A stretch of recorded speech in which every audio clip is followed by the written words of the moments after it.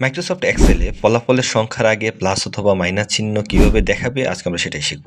তো এই বিষয়ে টেক হোমের একজন সম্মানিত ফলোয়ার মিস্টার মাহফুজুল ইসলাম সোহান ভাই কমেন্টের মাধ্যমে জানতে চেয়েছেন।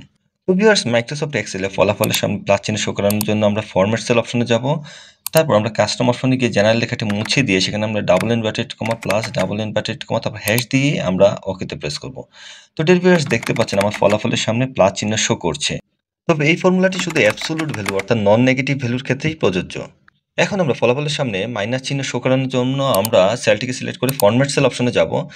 তারপর নাম্বার যে অপশনটি আছে সেটা সিলেক্ট করে নিচে নেগেটিভ নাম্বার যেটা আছে সেটার প্রথম ফর্মুলাটি আমরা সিলেক্ট করে ওকেতে প্রেস করব। তো ভিউয়ার্স, এখন আমি এখানে ভ্যালু চেঞ্জ করে দেখব যে আমার নেট ভ্যালুর আগে মাইনাস শো করে কিনা।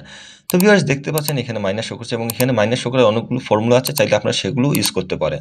তো ভিউয়ার্স, ভিডিওটি ভালো লাগলে লাইক ও শেয়ার করবেন আর অবশ্যই টেক হোমের সাথেই থাকবেন। তো আজ এই পর্যন্তই, ভালো থাকবেন, আল্লাহ হাফেজ।